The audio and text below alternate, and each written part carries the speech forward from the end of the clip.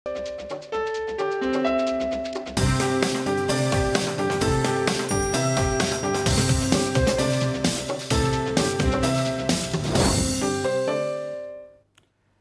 To ज़रा हट के। मुबशर जैदी, ज़रार खोड़ो और वसअतुल्लाह ख़ान का सलाम कबूल कीजिए। आज हम बात करेंगे नेशनल एक्शन प्रोग्राम पे, इसके बारे में नेशनल एक्शन प्लान के बारे में जो गुज़िश्ता 12 महीने में दहशतगर्दी के ख़िलाफ़ कार्रवाइयाँ हुई हैं, उस हवाले से क्या चीज़ें हासिल हुई हैं और क्या ऐसी चीज़ें हैं जो हासिल नहीं हो सकी, जिनके बारे में थोड़ी सी कॉशियस अप्रोच रखी गई है। गुज़िश्ता चंद रोज़ में पाकिस्तान और बैनुल अक़वामी मीडिया में कुछ ख़बरें भी छपी हैं जिसमें रिव्यू किया गया है नेशनल एक्शन प्लान को, और ये कहा गया है कि पाकिस्तान ने बहुत ही ज़बरदस्त काम किया है दहशतगर्दी के ख़िलाफ़, और दहशतगर्दों को जिस तरह से पकड़ा गया, जिस तरह से इंटेलिजेंस ज़राए के ऊपर उनके ख़िलाफ़ कार्रवाई की गई।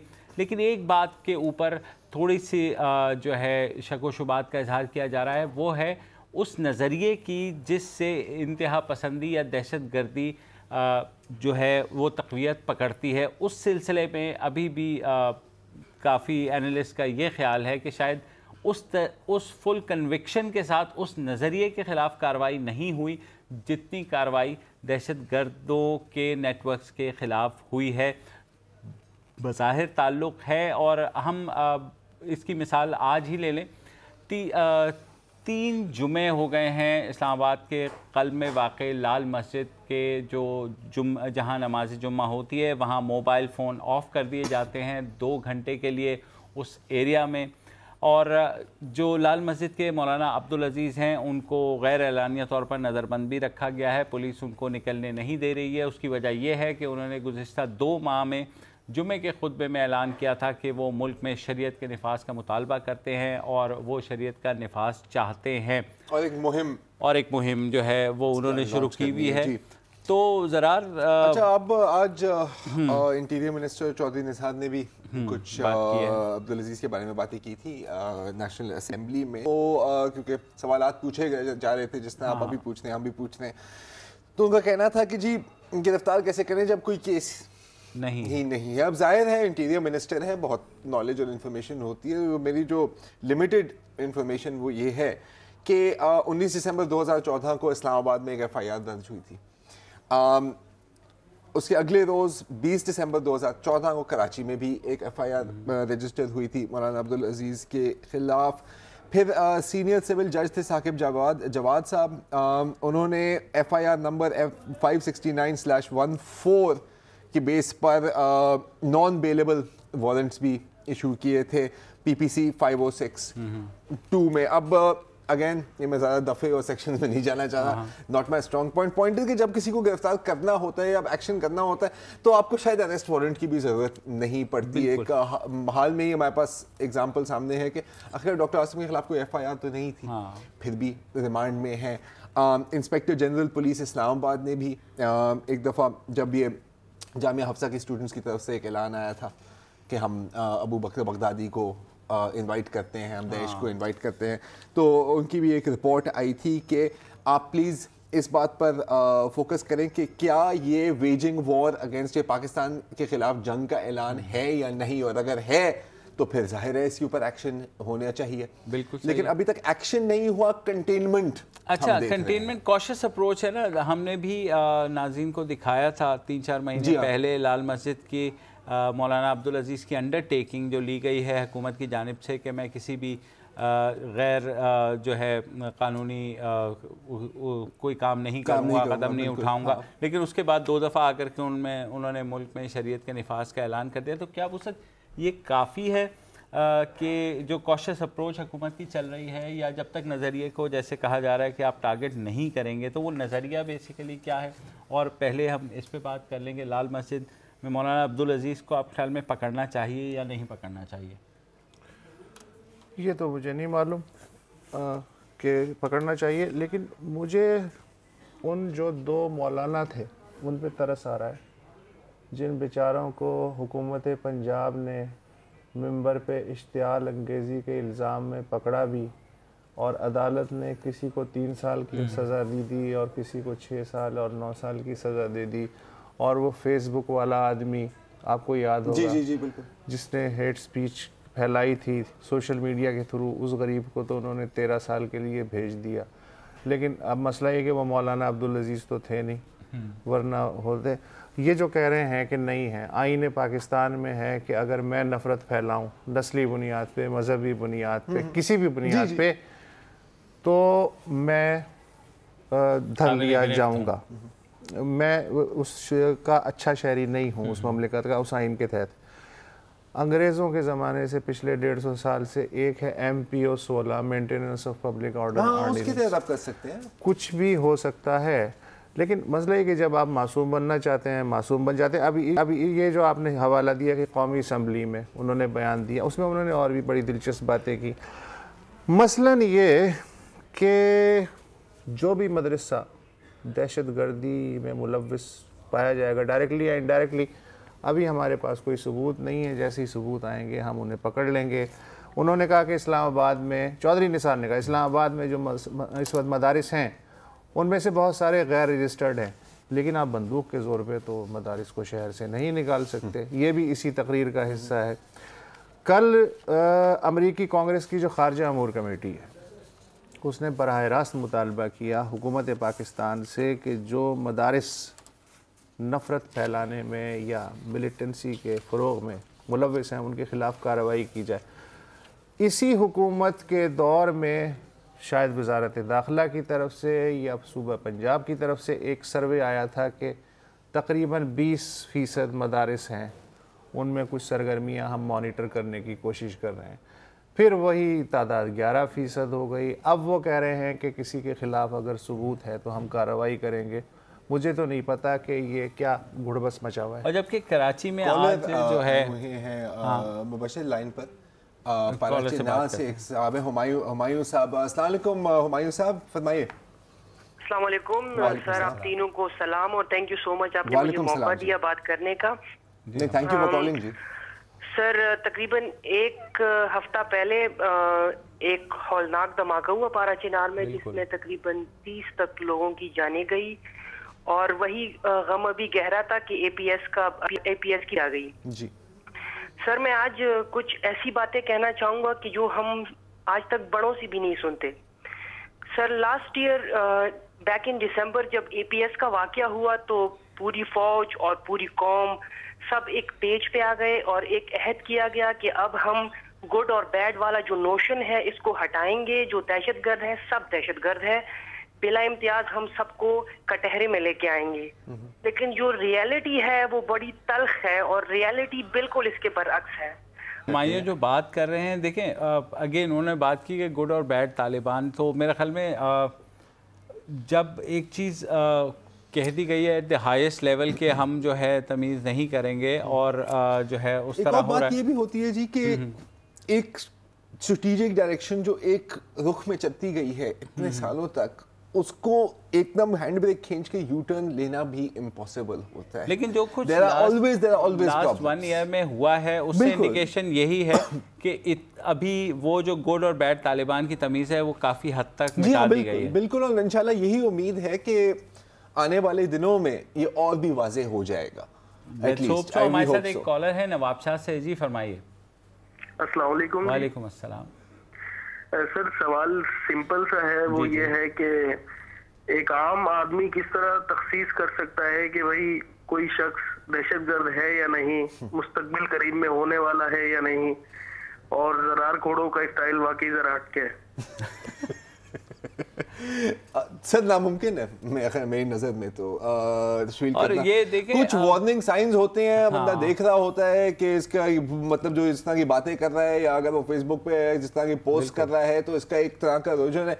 लेकिन हमारे पास वो एक्सपर्टीज अभी तक नहीं है कि हम सोशल मीडिया पे इतना वो जो है इफेक्टिवली कोई कह रहा है अबू बकर बगदादी जिंदाबाद तो फिर थोड़ा मोहतात ही रहना चाहिए। लेकिन कि अमेरिका में भी यही हो रहा है, यूरोप में भी यही हो रहा है कि काफ़ी ज़्यादा जो है इंतहा पसंदी सोशल मीडिया के थ्रू भी फैल रही है। वो तो हर जगह है। लेकिन जिन्होंने कैलिफोर्निया में वारदात की वो तो सोशल मीडिया पे भी एक्टिव नहीं थे। कुछ नहीं पता होता ना सर। एक प्रोफाइल नहीं है Exactly. जो आप सब पर फिट कर सकते हैं। ये हो सकता किसी है, की कोई रीजन होती है, किसी की हो कोई सकता है अब से 6 मिनट बाद मैं फट जाऊं। हो सकता है, हो सकता है, ये भी हो लेकिन सकता है। हमारे साथ शो के बाद फटे तो बेहतर होगा, फिर वीकेंड मिल जाएगी हमें एक तीसरे एंकर ढूंढने के कॉलर लिए। हैं अजहर हमारे साथ कराची से। जी अजहर साहब। जी मजहर बात कर रहा हूँ मैं कराची से। जी साहब, मजहर, सॉरी। ये कुछ दिन पहले मैंने आपके प्रोग्राम में एक कॉलर ने कॉल करके कहा था कि अगर इंसाफ नहीं कर सकते तो आप लोग सहाफत क्यों करते हैं। तो आप लोगों ने कहा अपनी बात की कि जी हम तो सहाफत करते हैं, इंसाफ के साथ करते हैं, लेकिन ओवरऑल मतलब सिनेरियो में मैं बात कर रहा हूँ कि सिविल गवर्नमेंट के ऊपर तो सब तनकीद कर रहे होते हैं। वो जज साहब भी खड़े होकर किस तकरीब में तनकीद कर रहे हैं कि जी सिविल गवर्नमेंट की कारकर्दगी सही नहीं है। कोई इदारा जब प्रेस रिलीज जारी कर देता है भाई सिविल गवर्नमेंट सही काम नहीं कर रही, लेकिन अगर आप लोग उसको बहुत ज्यादा हाईलाइट भी करते हैं, लेकिन अगर यही सिविल गवर्नमेंट अगर किसी इदारे के खिलाफ 1 मिनट भी प्रोग्राम चला दे तो या तो इदारे का काम हो जाएगा या वो हुकूमत फारिग हो जाएगी। इस चीज को तो आप लोग प्रोजेक्ट नहीं करते हैं कि सिविल गवर्नमेंट्स के ऊपर तो इतनी सख्तियां होती हैं, लेकिन दूसरे इदारे अगर कोई गलत काम कर रहे हैं तो उसको कौन प्रोजेक्ट करेगा, उसको कौन हम दूसरों की वकालत तो खैर नहीं कर सकते, ये उनका मामला है, लेकिन हम ज़रा हटके की वकालत ज़रूर कर सकते हैं। इसमें अगर कोई इस तरह का तासुर आपको कभी मिला हो तो ज़रूर हमें बताइएगा ताकि हम आपकी आरा की रोशनी में दुरुस्त कर सकें। मेरा ख्याल है कि हम कोशिश करते हैं, 100% तो नहीं कर सकते, लेकिन कोशिश करते हैं कि सफ़ेद को सफ़ेद और स्याह को स्याह कहें। हमारे प्रोग्राम के बारे में अगर कोई ऐसा मसला हो तो हमें ज़रूर बताइएगा। एक ब्रेक ले लें।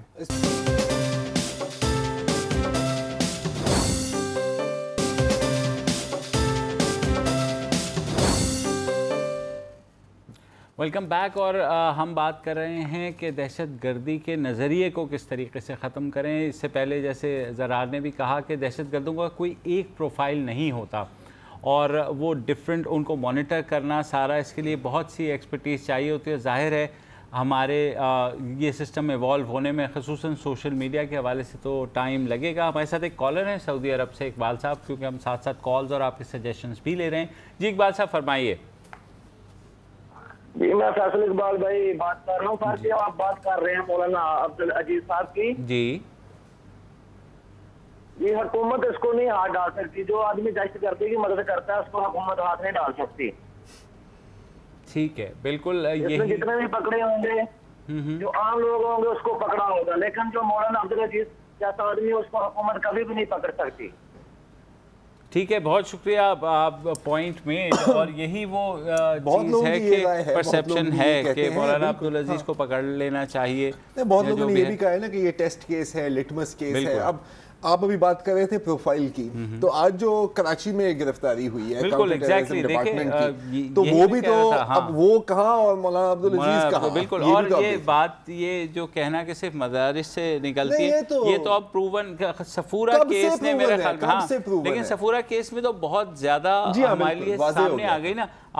क्लिफ्ट आज कराची में महकमा इंसदाद दहशतगर्दी या काउंटर CTD जो है, उन्होंने क्लिफ्टन से कुछ लोगों को पकड़ा है इसी सिलसिले में कि जिसमें एक प्राइवेट यूनिवर्सिटी के वाइस चांसलर और CEO भी शामिल हैं, जिन पे ऊपर इल्ज़ाम है कि उन्होंने फंडिंग की थी सानिया सफूरा की। तो बहुत ही सीरियस केस है और ये कोई छोटा मोटा इंस्टीट्यूट भी नहीं है।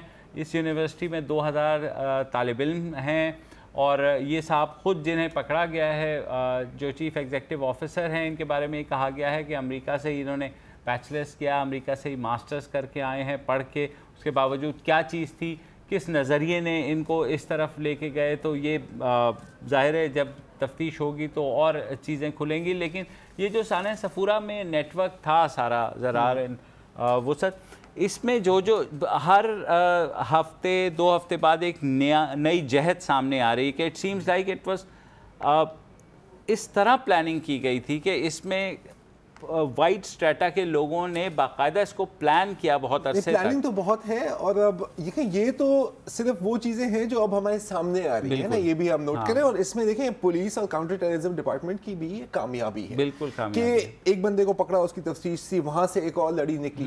तो इन्वेस्टिगेशन और अगर किसी आप नेटवर्क को क्रैक करते हैं तो ऐसे ही होता है ना, आप एक बंदे पर दबाव ला लो, 2 और लोग पता लग जाते हैं। और ये तो जो ग्रुप्स हैं ये सेल स्ट्रक्चर में ऑपरेट करते हैं, एक लिमिटेड ग्रुप्स होते हैं, बाकी सेल के बाहर नहीं आपको पता होता कि और कितने सेल्स ऑपरेट कर रहे हैं। तो इनको क्रैक करना कोई आसान काम नहीं है। सफूरा गोट इंसिडेंट और अब में कितना टाइम गुजर गया, और ये इतना टाइम लगता है। तो ये कामयाबी हर है। मुल्क, हर माशरे में ऐसे स्लीपर सेल्स मौजूद हैं। जैसे जैसे अब यूएस में हुआ है, कैलिफोर्निया में, कौन सोच सकता था कि ऐसे एक मियाँ बीवी जो है अचानक उठ के वो एक जो है ना इस तरह का कत्लेआम कर देंगे। तो बहुत ही ज़्यादा तो ये नज़रिया वुसअत again getting back Syed Alimuddin Sahab हैं।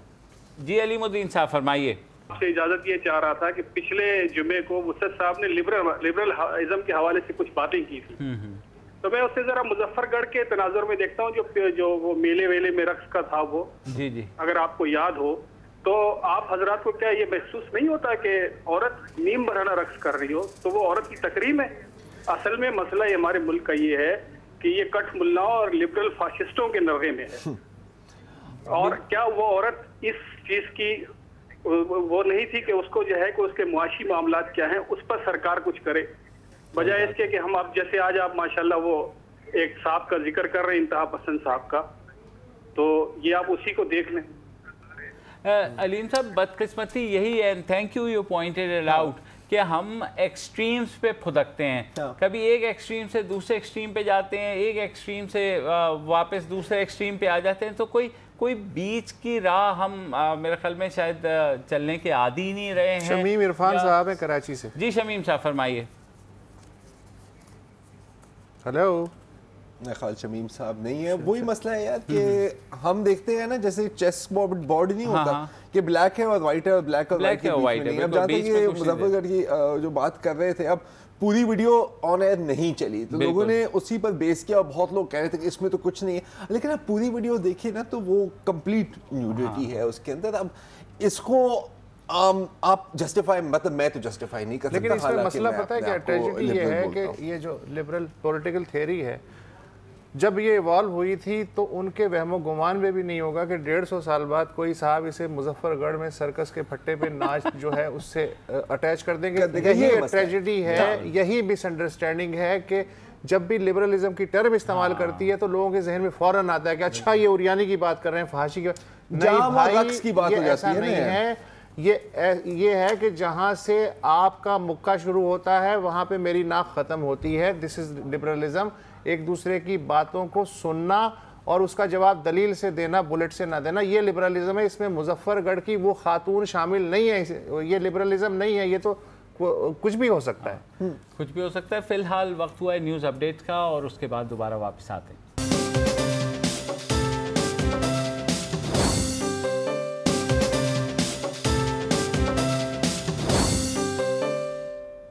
Welcome back. और हम बात करें कि दहशतगर्दी का नज़रिया कैसे ख़त्म हो सकता है। बदकिस्मती से पाकिस्तान ही नहीं इससे नबरद आज़मा, इस वक्त पूरी दुनिया ये फिगर आउट करने की कोशिश कर रही है, ख़ुसूसन अमेरिका में हमने लेटली देखा है। अच्छा, और उसमें भी ना आप इंतहा पसंदी अगर हम बात करें तो एक और किस्म की भी इंतहा पसंदी है और कोई 3-4 मेरे पास इसके एग्जाम्पल्स हैं अगर इजाज़त हो। व्हीटन कॉलेज है अमेरिका की रियासत इलिनॉय में, वहाँ पर 10 दिसंबर को एक प्रोफेसर है, क्रिश्चियन है वो, डॉक्टर लेरिसिया हॉकिंस, तो उन्होंने एक लेक्चर में कहा कि आखिरकार ये क्रिश्चियंस और मुसलमानों में इतनी लड़ाई क्यों है और ख़ासतौर पर अमेरिका में अभी जो माहौल बना हुआ है उसको क्रिटिसाइज़ किया। उसने कहा कि आखिरकार हम दोनों अहले किताब हैं और एक ही खुदा को मानते हैं। उसके बाद उसको सस्पेंड कर दिया उस यूनिवर्सिटी ने कि आप कैसे ऐसी बात कर सकते हैं कि क्रिश्चियंस और मुसलमान एक ही खुदा को मानते हैं। उसको लीव पर भेज दिया है, फोर्स्ड एकेडमिक लीव पर। अच्छा, आज की ही बात है कि ये कल की स्टोरी है कि अमेरिकन रियासत वर्जीनिया में क्या हुआ कि एक स्कूल में वर्ल्ड ज्योग्राफी की क्लास थी और उस क्लास में अक्सर वो दूसरे रिलीजन्स पर भी डिस्कस करते हैं, हिंदुइज़म, बुद्धिज़्म, जुडाइज़म वगैरह वगैरह।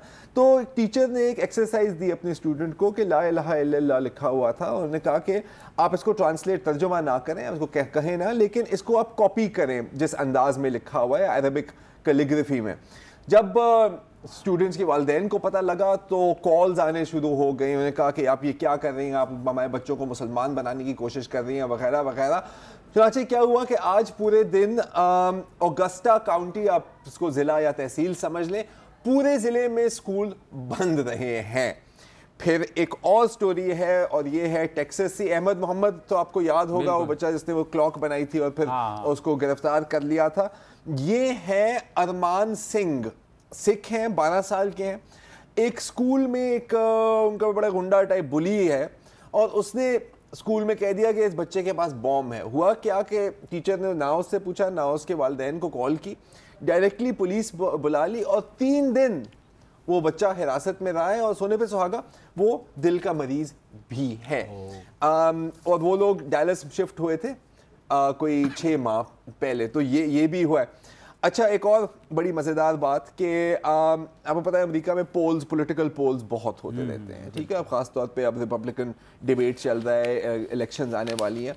तो एक पोल में रिपब्लिकन और डेमोक्रेटिक वोटर से पूछा गया कि क्या आप अग्राबा नाम के मुल्क पर बॉम्बिंग को सपोर्ट करेंगे या नहीं। तो हस्बे मामूल 35% रिपब्लिकन वोटर्स ने कहा कि जी बिल्कुल अग्राबा पर बॉम्बिंग होनी चाहिए, वो हमारे दुश्मन है, कुचल दो उन्हें। और तकरीबन 30-35% डेमोक्रेटिक वोटर्स ने कहा कि नहीं नहीं नहीं, बिल्कुल नहीं होनी चाहिए। मसला सारा ये है कि अग्राबा नाम का कोई मुल्क नहीं है। अग्राबा का जिक्र है, अगर आपने डिज्नी की फिल्म देखी हो अलादीन, तो अलादीन में जो वो शहर है और जो वो सल्तनत है उसको अग्राबा कहते हैं। तो चुनाचे मतलब बम मारो बम, चाहे खुशी चाहे गम, ये है इसकी थिंग। अच्छा, एक और आखिरी एक स्टोरी है और वो है डेनमार्क से कि आपको पता है कि शामी पनाह गुज़ीन बहुत आ रहे हैं आजकल यूरोप में। तो डेनमार्क की पार्लियामेंट में एक बिल पेश हुआ है और उम्मीद है कि वो बिल्कुल वो मंजूर हो जाएगी और फरवरी तक वो एक्टिव भी हो जाएगा। और उनका कहना है कि जी जो पनाह गुज़ीन आते हैं तो इनके पास जो पैसे होते हैं और अगर इनके पास जेवर होते हैं तो वो पुलिस इनकी छानबीन करके, इनकी सर्च करके उनसे ले लें। लेकिन फ़ोन, घड़ी और फॉर एग्जांपल वेडिंग रिंग आप रख सकते हैं। उनका एक्सप्लेनेशन ये है कि जी आखिरकार इनको रखने में काफ़ी ख़र्चा होता है, चुनाचे हम इनके सारे पैसे ले लेंगे। अब मसला सारा ये है कि फिर लोगों ने कहा कि अच्छा तो अगर किसी के दांत सोने का दांत है तो आप वो भी प्लायर से, प्लास से निकाल लेंगे। और ये पूछना यूरोप में इसकी बड़ी अहमियत है क्योंकि आखिरकार नाटसी जर्मनी बिल्कुल यही करता था कि वो गैस चेम्बर्स और किलिंग फील्ड्स में भेजने से पहले सारे उनके जेवर और उनके अगर सोने के दांत, पीतल के दांत थे वो निकाल करते थे। तो ये है एक थोड़ा सा quick international news round up. मैं तो जो हूँ वो पाकिस्तान के अंदर ही रहना चाहता हूँ इस वक्त, बाहर नहीं जाना। आपको वैसे ही अब तो कोई वीज़ा देने भी नहीं वाला। अच्छा, एक कॉलर ले लेते हैं, कराची से हमारे साथ हैं शोएब साहब। जी शोएब साहब फरमाइए। वालेकुम अस्सलाम। आप तीनों को सलाम। आप लोगों का प्रोग्राम माशाल्लाह बहुत अच्छा होता है। ये मीडिया में देख के लगता है कि अभी भी कोई प्रोग्राम करने वाले हैं। चलिए, बहुत शुक्रिया, फरमाइए, सवाल कीजिए।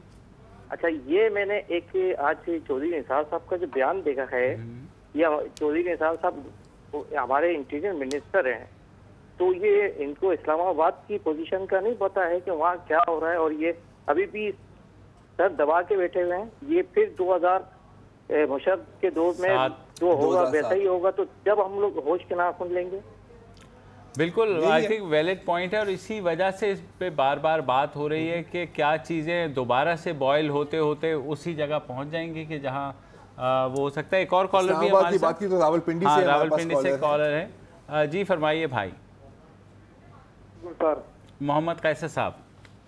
जी सर प्रोग्राम बहुत अच्छा है माशाल्लाह, शुक्रिया। मेरा क्वेश्चन ये है कि अभी 16 दिसंबर पाकिस्तान की तारीख में स्याह दिन से जाना जाता है, तो अभी कायम अली शाह साहब और ये सिंध गवर्नमेंट क्या खुदा न खास्ता फिर किसी बड़े साने का इंतजार कर रहे हैं? ये रेंजर्स को इख्तियारात क्यों नहीं दे रहे? जी बिल्कुल, आपके ये एक पॉइंट ऑफ व्यू है और वो ये जो ये कहता है कि रेंजर्स को मज़ीद इख्तियारात दिए जाएं और तमाम इंडिकेशंस यही हैं कि शायद वफाकी हुकूमत भी कुछ ऐसी बात सोच रही है। Will cross the bridge when it comes. तो शमीम इरफान साहब हैं कराची से। जी शमीम साहब। अस्सलाम वालेकुम जनाब। वालेकुम अस्सलाम। अर्ज ये करना था जनाब के पहले तो मैं पाकिस्तान के तमाम शोधा और ख़ास तौर पे APS के मासूम शोधा के लिए दुआ करूँगा, अल्लाह ताला उनके दर्जात बुलंद फरमाए। मैं ये अर्ज करना चाहूँगा कि वसत साहब की तवज्जो चाहूँगा थोड़ी। मैं कराची को नहीं करता, मुझे कराची चाहिए। वो कराची के जो लिखा हुआ था होता था कि हुदूद निज़ामत कराची में हॉर्न बजाना मना है, तो वाकई में हॉर्न नहीं बजता था। और दूसरा ये कि एक उसी सिलसिले में एक हम बहुत बड़ी कौम को हमने अपने हाथ से खो दिया जो कि कराची की जान थी। उसद साहब अपनी जवानी में और लड़कपन में ज़रूर उनके गए होंगे, चाय वाय पी होगी। बड़ी मेहनती कौम थी, उनको हमने खो दिया। तो मुझे वो वाला कराची चाहिए। तो सबसे मैं अर्ज ये करूँगा, एक गाना है उसका शेर है कि आँखों के झरोकों से देखा जो सामने बड़ी दूर नजर आए, बड़ी दूर नजर आए। लेकिन मैं कहता हूँ कि कम से कम नजर तो आए ना। इंशाल्लाह वो दिन दूर नहीं कि जब हम सब उसको एंजॉय करेंगे उस वक्त को। बहुत शुक्रिया। ये वो उनके मालाबारी जो थे चाय खाने उनकी बात कर रहे थे। मैंने तो चाय पी है, उन्होंने चूँकि मुझे सर्टिफाई किया है कि मैं लड़कपन मेरा जाहिर है। अच्छा, और ये जो हारन बजाना मना है, यहाँ इम्प्रेस मार्केट पे बस जब आती थी लाइन लगती थी, आपको यकीन नहीं आएगा। नहीं यकीन आता। ट्राम के लिए लाइन लगती थी। लेकिन इस वक्त जो ये जिस ख्वाहिश का इजहार कर रहे हैं उसमें इन्होंने भी शेर पढ़ा, मैं भी इसका जवाब दूंगा कि अनोखा लाडला खेलन को मांगे चांद, कैसी अनोखी बात रही। ब्रेक ले लेते हैं वरना बहुत ज़्यादा शेर व शायरी शुरू हो जाएगी। मिलते हैं एक ब्रेक के बाद।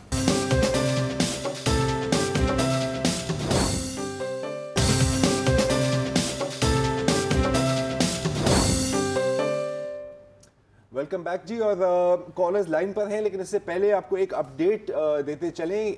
जो हफीज़ सेंटर में जो सिलसिला चला था, आपको पता होगा, एक लाहौर में एक दुकानदार गिरफ्तार हुए थे। एक एंटी अहमदी पोस्टर उन्होंने लगाया हुआ था कि यहाँ पर दाखिला मना है।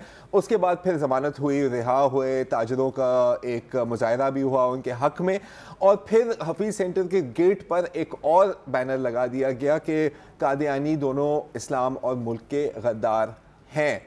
लेकिन अब क्या हुआ है कि किसी शख्स ने जाकर वहाँ पर उसको स्प्रे पेंट से कवर कर दिया है और अब ये सोशल मीडिया पर एक नई मुहिम चल रही है हेट स्पीच के ख़िलाफ़, जिसका नाम है अब नहीं हैशटैग के साथ। तो ये है। अच्छा जी, अब जैकबाबाद से हमारे पास एक कॉलर हैं जी। अस्सलाम वालेकुम, जावेद लशारी साहब। अस्सलाम वालेकुम जावेद साहब। सर, एक तो मैं आपको मुबारकबाद देना चाहता हूँ कि आप बहुत अच्छे मौज़ूआत पे और उन पे मुफस्सल बातचीत करते हैं। मैं छोटा शागिर्द हूँ सियासत का। 21 ईयर से मुख्तलिफ रिसालों में अखबारात में पाकिस्तान के बारे में पढ़ते रहे, वो बहुत बातें सुनते रहे। मैं हैरत से मुझे इस बात पे होती है कि इस वक्त पूरी दुनिया चीख रही है कि रेंजर्स को मुकम्मल इख्तियार दिए जाएँ, क्योंकि रेंजर्स के इख्तियार की वजह से ही कराची में अमन कायम हुआ है। और इस दफ़ा जो ईद पर 70 अरब रुपए की शॉपिंग हुई, कराची की रोशनियाँ वापस आ रही हैं, कराची रात को जाग रहा है। और उसके बाद उसके हाथ पाँव बांध के रेंजर्स को कह रहे हैं कि आप काम करो। ये मुझे मन तक समझ नहीं आ रही। दुनिया चीख रही है, अवाम चीख रही है। और ये जो भंग की आज सेनेटर मुशादुल्लाह ने कहा कि वफाक हालत जंग में है और सिंध हालत भंग में है, और ये हकीकत उसने सही कहा कि वाकई ये नशे में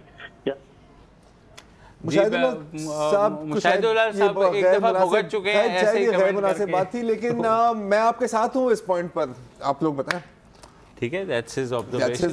I am with him. अच्छा जी, वो आपने एक और कॉलर सेगमेंट शुरू में कहा था कि जी मदरसे जो हैं, चौधरी निसार अली ने कहा है, महल के मैंने ही कहा था, बयान कहा कि जी जब कोई मिलेगा तो हम ज़ाहिर कार्रवाई करेंगे। फिर आपने खबर भी सुनाई थी कि कराची में एक यूनिवर्सिटी के वाइस चांसलर पकड़े गए सफूरा गोट के कनेक्शन में। ज़्यादातर आप देखें कि जितने भी लोग पकड़े जा रहे हैं सफूरा के सानहे समेत, वो सेकुलर तालीमी इदारों के लोग हैं, जो स्टूडेंट्स हैं। कोई कंप्यूटर साइंस का है, कोई डिज़ाइनर है, इंजीनियर है। वजह क्या है कि ये लोग ज़्यादा एक्टिव हैं। सवाल ये हर कोई पूछता है। जवाब इसका ये है कि फ़ेज़ 1 में जबकि ये शुरू हुआ था सिलसिला 90s में, तो उस वक्त ज़रूरत थी सिर्फ जोशीलों की जो जोश से भरे हुए हों। अब मसला है कि फ़ेज़ 2 में उन जोशीलों की कम ज़रूरत है। ये जो लोग हैं, जो इलेक्ट्रिकल इंजीनियर्स हैं, जो साइबर एक्सपर्ट्स हैं, जो डिजिटल एक्सपर्ट्स हैं, उनकी टेररिज्म में ज़्यादा ज़रूरत है। तो फोकस उधर से शिफ्ट होके मदारिस से सेकुलर तालीमी इदारों की मतलब ब्लू कॉलर से वाइट कॉलर हो गया है ना। पहले आपको मजदूर चाहिए थे, अब आपको साइंसदान और इंजीनियर चाहिए। हाँ, क्योंकि हमारी इसलिए यहाँ ये लोग ज्यादा नजर ठीक है। हमारी हुकूमत बारहा कहती रही है कि दाइश पाकिस्तान में कोई वजूद नहीं है। बहरहाल आज जो असेंबली में लिस्ट पेश की गई है बैंड ऑर्गेनाइजेशंस की, उसमें दाइश भी शामिल है। वो तो मतलब अब यार ये तो कनेक्शन नहीं बनाते। लेकिन चलिए ये सारी बातें छोड़े, बिल्कुल ही एक हटके बात करें। आज एक बड़ी मज़ेदार चीज़ देखी अब सोशल मीडिया पर।